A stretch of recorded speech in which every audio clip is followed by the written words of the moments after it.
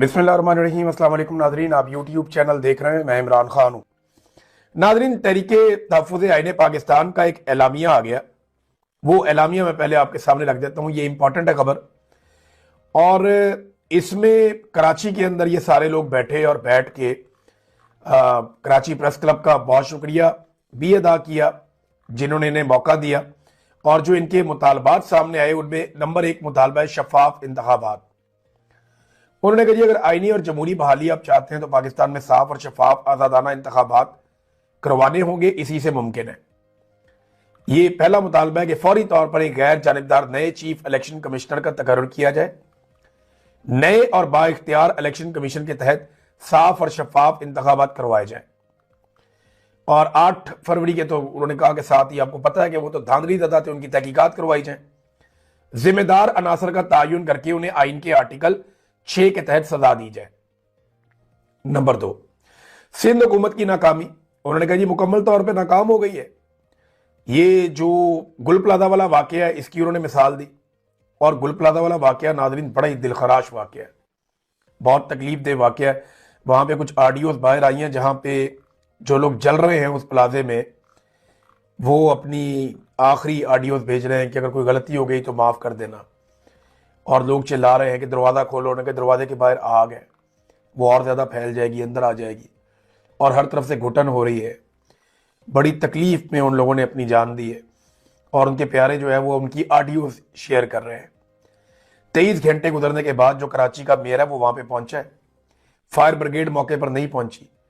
पूरा प्लाजा जो है वो राख का ढेर बन गया और आग बुझाने वाला कोई नहीं था। 65 के करीब लोग लापता हैं, ये मेयर ने कंफर्म किया। और अब तक की जो इतला के मुताबिक 6 अफराद इस सारे सानहे के अंदर जाँ बहक हो गए हैं। तो कोई निजाम ही नहीं है कराची के अंदर। ये प्लाजे बन रहे हैं, ऊपर नीचे बन रहे हैं, वहां पे फायर सेफ्टी का कोई तरीकाकार ही नहीं है। पूरी दुनिया में प्लाजे बनते हैं, पूरी दुनिया में आग लगने के वाकयात होते हैं, लेकिन आगे बुझती भी बहुत तेज है, बहुत जल्दी। कराची इतना बड़ा शहर है, वहां के शहरी टैक्स दे देकर थक गए, लेकिन आज तक फायर ब्रिगेड का लोगों की जान बचाने का कोई निजाम ही नहीं दे पाए। पिछली सदी में जो ममालिक थे उन्होंने ये काम कर लिया था, और हम 1 सदी के बाद भी ऐसा लगता है कि 2 सदियां पीछे जी रहे हैं। तो जो एलामिया उसकी तरफ वापस आते हैं। इन्होंने कहा जी, अंदरून सिंध में डाकू राज है, कराची में ट्रैफिक हादसा हो रहे हैं, बच्चे खुले गटरों के अंदर गिर रहे हैं। कर एक और वाकया भी हो गया बड़ा अफसोसनाक, पीने का पानी नहीं है, सड़कें टूटी हुई हैं। ये सिंध हुकूमत की बदतरीन नाकामी का मुंह बोलता हुआ सबूत है।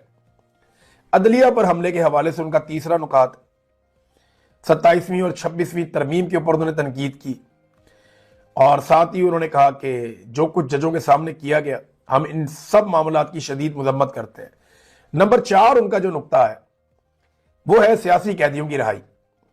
तमाम सियासी कैदियों को फौरी तौर पर रिहा किया जाए, जिनमें इमरान खान, उनकी अहलिया शाह महमूद कुरैशी, एजाज चौधरी, डॉक्टर यास्मीन राशिद, उमर सरफराज चीमा, मियां महमूद रशीद साहब, साजिदा साहिबा, हामिद रजा साहब, हसान नियाजी, अली वजीर, अब्दुल समद और बहुत सारे और लोग हैं।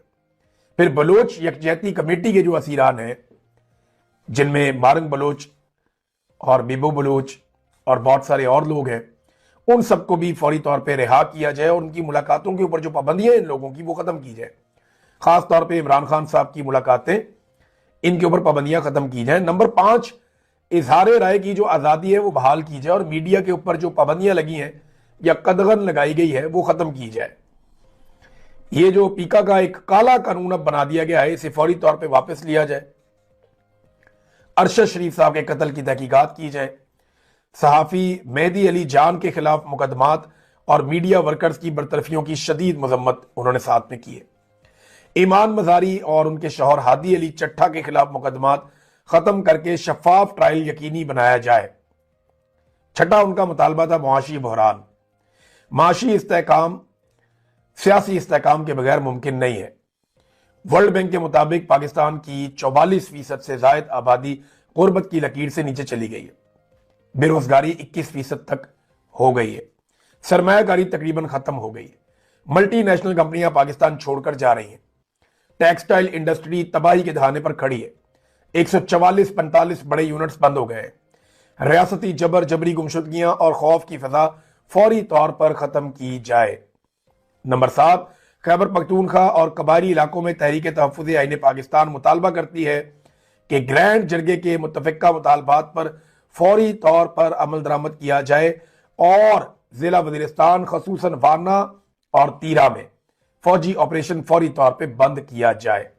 वफाकी हुकूमत खैबर पख्तूनख्वा के मामलात में सूबाई हुकूमत को एतमाद में ले। अच्छा, इसके इख्तिताम पे उन्होंने कहा कि ये तमाम मुतालबात आईने पाकिस्तान इंसानी हुकूक और अवामी मैंडेट के तहफ़्फ़ुज़ के लिए है। मुल्क को बहरान से निकालने का वाहिद रास्ता आइन की बालादस्ती, जमहूरियत और अवामी हुकूक की बहाली है। ये है नादरीन एक बहुत इंपॉर्टेंट एलामिया। नादरीन एक आपको अजीब चीज़ बताता हूँ और ये रियलिटी है। हुकूमत इस वक्त कुछ मीटिंग्स कर रही है और ख़बरें चला रही है कि जनाब हम 8 फरवरी को लॉन्ग मार्च को रोकने की तैयारी कर रहे हैं। यानी अटक में कोई मीटिंग हो गई पुलिस वालों की, इस्लामाबाद में कुछ तैयारियां शुरू हो गई, तो हुकूमत ने ये खबरें जानबूझकर फैलाना शुरू की हैं। हुकूमत ये चाहती है कि जैसे माजी में पाकिस्तान तहरीक इंसाफ डी चौक की तरफ आती थी, वैसे ही अब दोबारा भी वो डी चौक की तरफ आए, क्योंकि जब वो डी चौक की तरफ आएंगे तो हुकूमत के लिए काम बड़ा आसान हो जाता है कि पूरे पाकिस्तान से फ्लो बढ़ता है डी चौक की तरफ।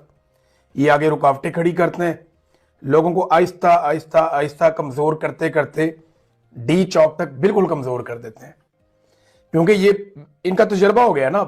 जैसे इमरान खान का डी चौक पहुंचने का तजुर्बा हो गया या पीटीआई का कि वो पहुंच जरूर जाते हैं, इसी तरह इनका भी तजुर्बा हो गया कि डी चौक आते आते लोगों को इतना कमज़ोर कर दो कि फिर वो डी चौक के अंदर मुजामत ना कर सके, और अगर ज़्यादा ताकत में आ जाएं या ज़्यादा तादाद में आ जाएं तो फिर उनके ऊपर गोली चलाने का एक ऑप्शन भी होता है, जो ये पहले चला चुके हैं।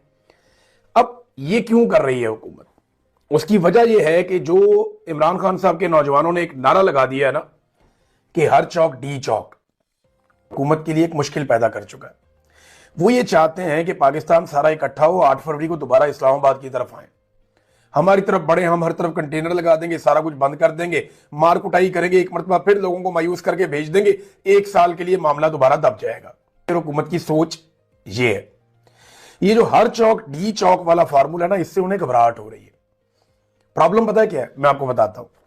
मसला यह है कि पाकिस्तान में जब भी कोई सियासी नारा लग जाता है ना, तो जल्दी हो या देर से हो, वो काम होता जरूर है। जब लोगों ने नारा लगाया ना पहली दफा, गो नवाज गो, तो फिर नवाज को जाना था, जल्दी हो या देर से हो। इस मुल्क में गो मुशर्रफ गो का नारा तब लगा जब परवेज मुशर्रफ बहुत ताकतवर था, फिर परवेज मुशर्रफ को भी जाना पड़ा। अदलिया की बहाली का नारा लग गया, टाइम बहुत ज्यादा लग गया, लेकिन अदलिया बहाल हो गई थी।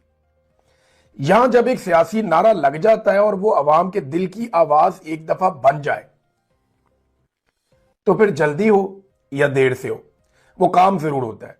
तो हर चौक डी चौक ना बन सके, लेकिन बहुत मुमकिन है कि आने वाले सालों में, आने वाले महीनों में ये फॉर्मूला काम कर जाए, हर चौक डी चौक।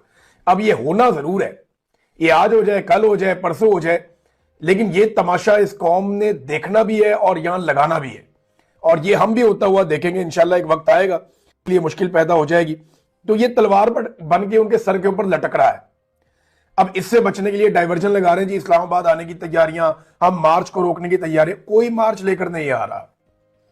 अब पूरे पाकिस्तान को बंद करने का पाकिस्तान तहरीक इंसाफ का प्रोग्राम है। 8 फरवरी को इस सिलसिले में पहला बड़ा इम्तिहान है।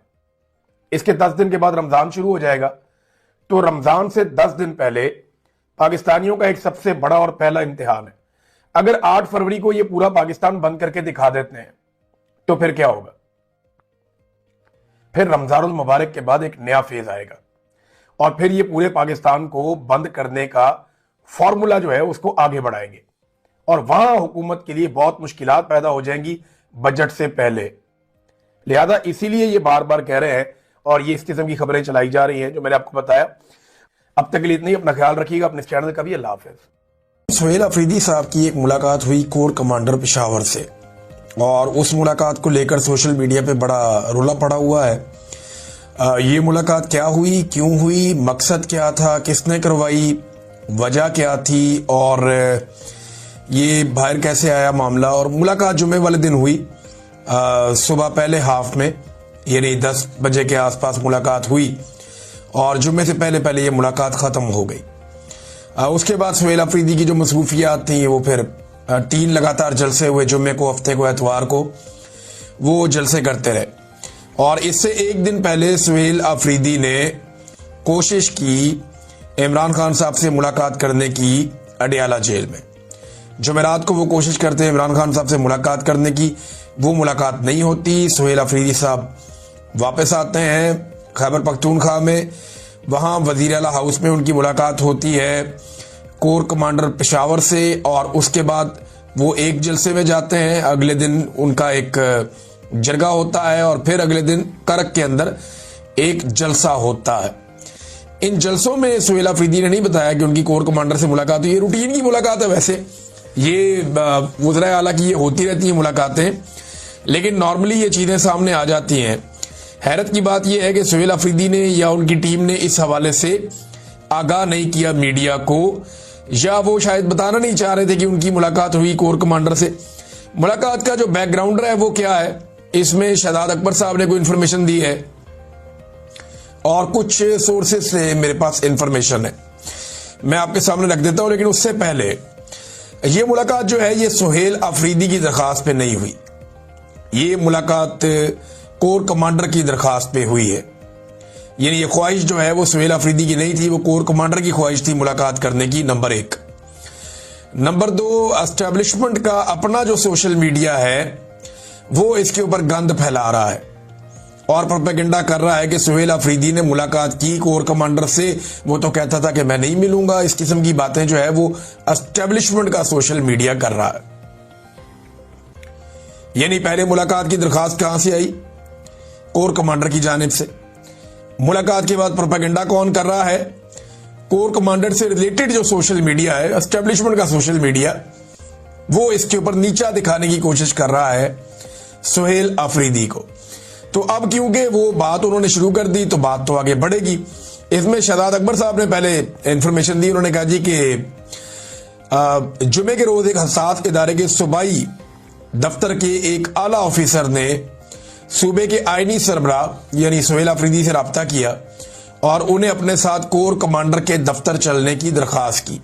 क्या हो जी, कोर कमांडर के दफ्तर हाजिरी है।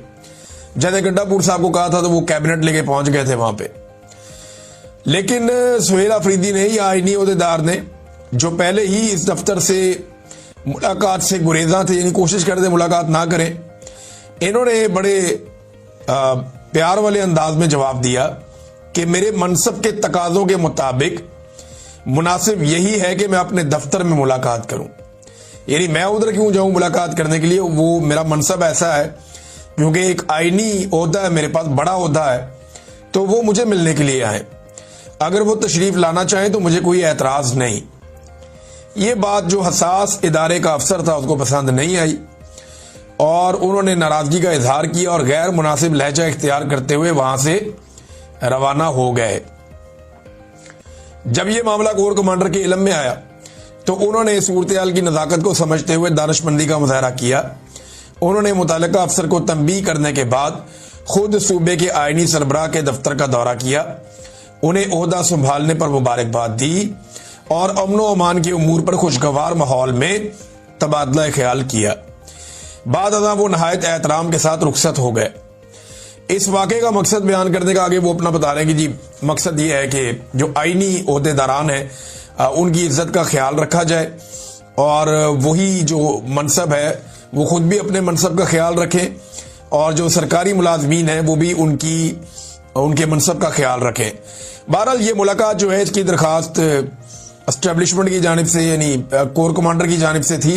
सुहेल अफरीदी ने जाने से इनकार किया कि जी मैं तो नहीं आ रहा, लेकिन मेरा दफ्तर हाजिर है, यहाँ पे अगर वो आकर मिलना चाहें तो बड़ी अच्छी बात है, वो आकर मिल लें क्योंकि मेरा मनसब बड़ा है और वो अगर आके कोई ब्रीफिंग देना चाहते हैं तो यहाँ पे आ जाएं या मुलाकात करना चाहते हैं। तो बेसिकली मुलाकात का जो मकसद बताया गया था सुहेल अफरीदी को, पहले वो ये बताया गया था जी वो मुबारकबाद देना चाहते हैं, फिर वो आए, उन्होंने मुबारकबाद दी भी। अब जराए ये दावा करते हैं कि सुहेल अफरीदी ने, मैं सुहेल अफरीदी से बात करूंगा तब मैं पता करने की कोशिश करूंगा कि एक्चुअली क्या बातचीत हुई, लेकिन जो जराए बता रहे हैं वो ये बता रहे हैं कि सुहेल अफरीदी ने अपना वही मौक़िफ़ दोहराया जो उन्होंने जलसों में दोहराया था, खास तौर पे ऑपरेशन को लेकर, मिलिट्री ऑपरेशन को, ड्रोन हमलों को, इन चीजों को लेकर उनका वही मौक़िफ़ था जो इमरान खान साहब का मौक़िफ़ है। और उन्होंने ये बात भी बताई कि जनाब इमरान खान साहब से तो मुलाकात नहीं हो रही, चीजें पेंडिंग है। तो अब कुछ लोग कह रहे हैं कि शायद इमरान खान साहब से आज के दिन में सुहेल अफरीदी साहब की मुलाकात हो जाएगी, ये दावा किया जा रहा है इस मुलाकात के बाद। तो जुम्मे वाले दिन ये मुलाकात हुई थी, लेकिन जुम्मे की अगर आप तकरीर उठाकर देखें सुहेल अफरीदी की, तो उसमें तो कोई लचक नहीं थी। हफ्ते वाले दिन भी कोई लचक नहीं थी, एतवार वाले दिन भी कोई लचक नहीं थी। लेकिन गंडापुर से जरा मुख्तलिफ तर्ज अमल है।